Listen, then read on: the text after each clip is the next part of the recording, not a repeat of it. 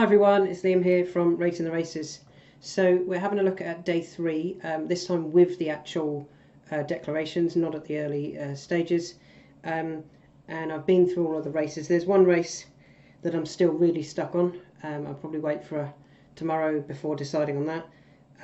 We'll start off with obviously the first race of the day, which will be the Norfolk Stakes. And I've noted down that the Antarctic, he is the favourite, and I can totally understand why. I think they've actually been quite careful with him in the fact that they've not allowed him to really bowl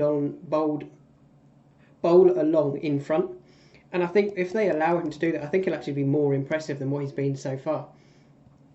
I do like the Antarctic, but I do wonder whether they might try and, they obviously have something in the back of their mind that maybe he is a bit of a nutcase and might go too hard too early. And that could certainly be good news for Wallbank, who was keen at Ascot when finishing second, when beaten by a horse that I really like, Noble Star. I actually think Noble Star would have won the race that's just finished at Royal Ascot today, had Noble Star run in that. I think Wallbank bumped into one there and was then good enough, comfortably good enough to win at York second time round.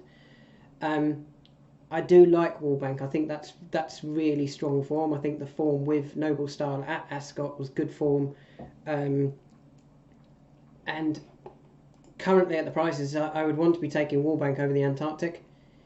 They go 6-1 or even 9-1 bar those. And I had a look at a couple of others. I looked at Brave Nation. I wasn't sure what he beat. Now that's obviously risky to say that after seeing what Bradsell's just done when I said that about Bradsell. He did also drift over to the near side, which would be a slight concern that when it does get tough, is he going to start wandering all over the place? And another one I had a quick look at was Pillow Talk. Why did Pillow Talk go off 18-1 and then 5-1? I think even if you aren't sure the level of your horse, they would have thought she was better than an 18-1 shot on debut, and she would have gone off 4-5-1 sort of thing. They didn't. She then won on a second start, but I don't think she's going to be good enough to win at Ascot, and I think they'll know that. I think generally you find it's they're shorter prices on debut because they've been showing enough at home, and the trainers have a rough idea of how good they are. If you're going off 18-1 on debut, I just don't think you haven't shown enough at home, and I don't think you're as good as some of the other horses that she's likely to take on. So I think for me, I would want to be on Wallbank here over the Antarctic, purely because I think Wallbank's going to get a better run through.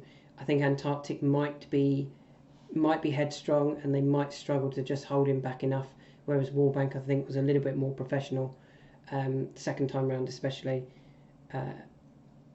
when winning. So we move on to the King George V Stakes, which is a handicap, and I'm interested to see the Newfoundland runs here. I thought Newfoundland might run in the 1 mile 6 Queen's Cup. Doesn't, runs in the 1 mile 4 handicap. Totally understand that, in the sense that it should be an easier race. I think he's been learning well. I thought last time out he would have learnt plenty, because although he won and he ended up winning quite comfortably, he had to work, and that will stand him in really good stead come this race on Thursday. A biggish field means that he should be able to overcome trouble in running, and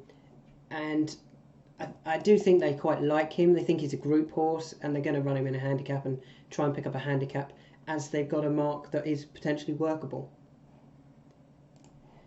Isra is one of the dangers to Newfoundland. He's 8-1. He certainly knows how to pass runners. He was good when he won the London Gold Cup at Newbury.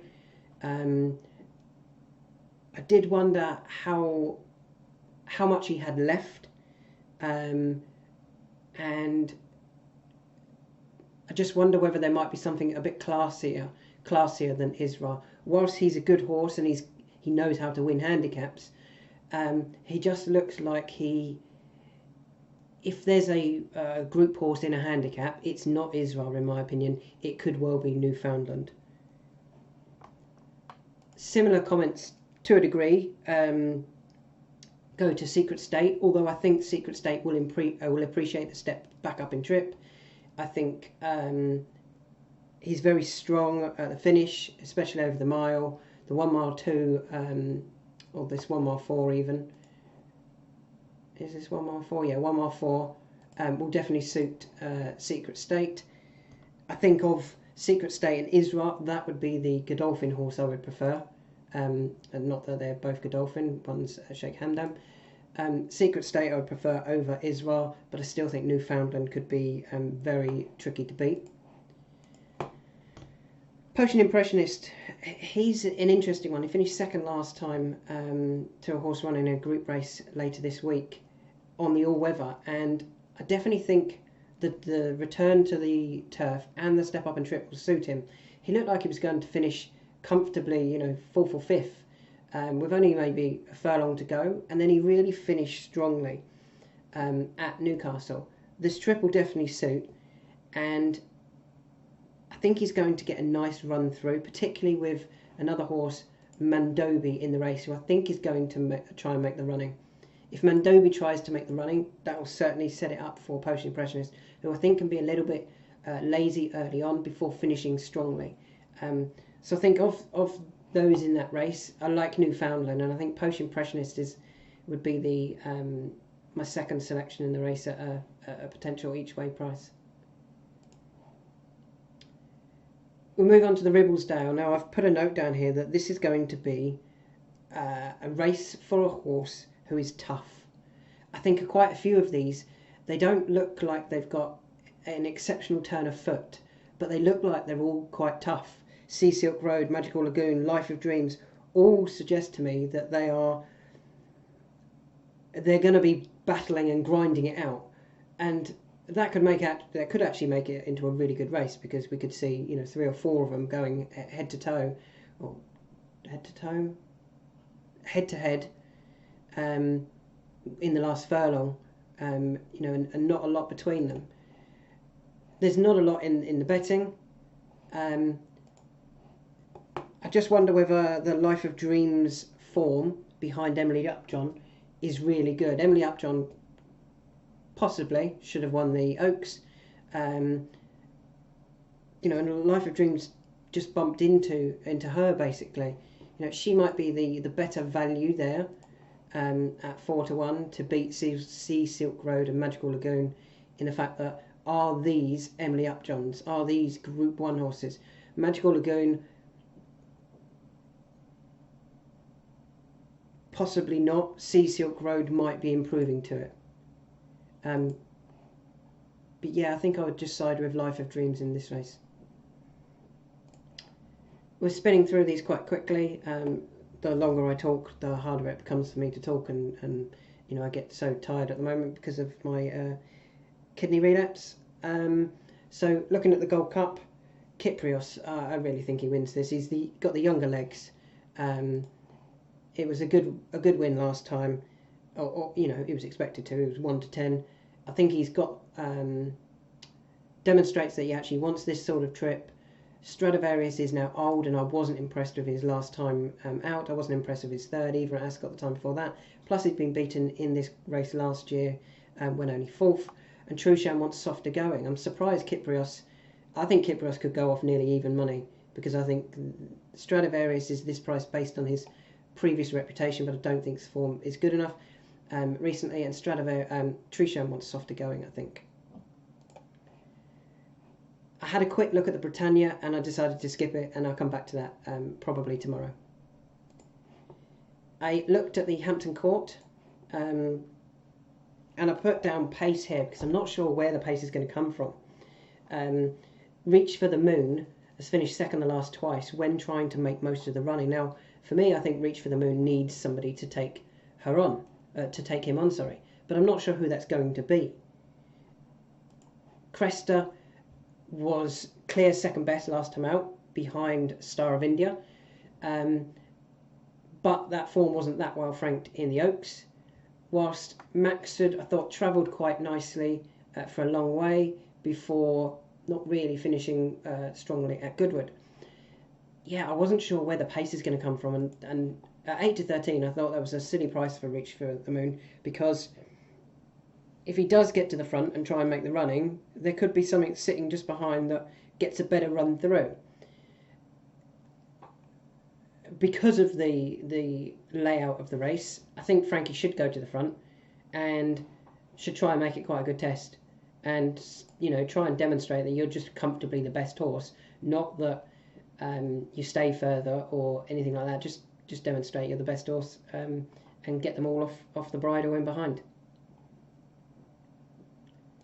Final race, I know I've spun through these really quick. The Buckingham Palace Stakes, the 7 furlong handicap. It's a handicap. I love these races. There's 4 that caught my eye here. Chief of Chiefs, as you know, I highlighted this when it finished 18th last time at Ascot. It finished 18th. It could have finished in the top 5 comfortably if it gets a run.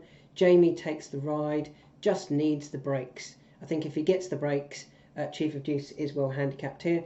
Would run off 96 here, has finished 4th in a Wokingham off 99, has also finished 7th in a Victoria Cup off 99, and won a handicap off 95 on the Silver Wokingham.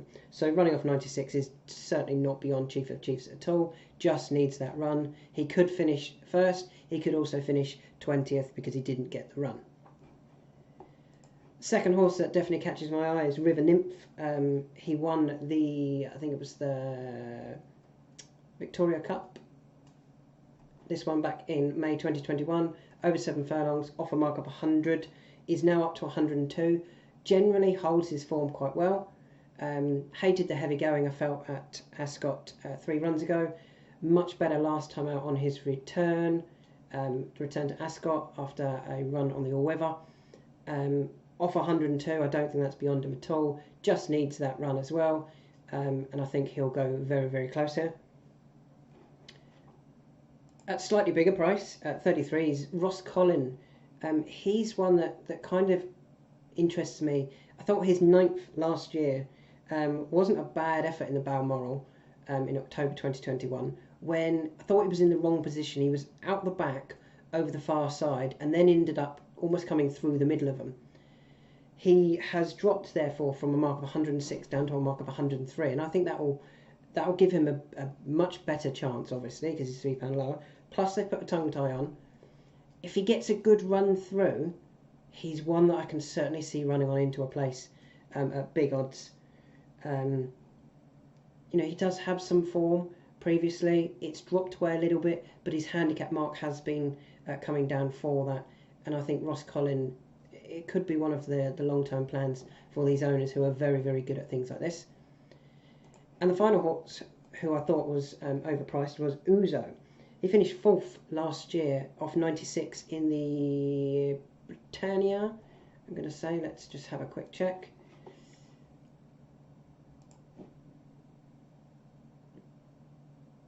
Finished 4th in the Royal Hunt Cup, behind Real World, who's finished 2nd today, Astro King, who's favourite for it this year, and Grove Ferry. Now that's good form. He's running off a £6 lower run, £6 lower mark here, off just 90.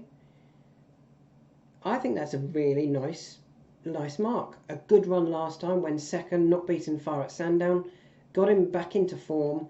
If he runs to his best, he goes very close here, and he's 28 to 1. I thought that was a massive price. So there's 4 there that I quite like in the Royal Hunt Cup. It's not the Royal Hunt Cup. The Buckingham Palace Stakes. Chief of Chiefs just needs the run. River Nymph should give his running. Ross Collin, I think, can go much better, particularly with the tongue tie on and down in the handicap. And Ouzo is potentially very, very well handicapped. And I've thought it was a good return to form last time when 2nd, not beaten far at Sandown. So there's some quick thoughts for day 3. I will do day 4 in a bit. Thanks for listening, and hope that's put you onto a few winners.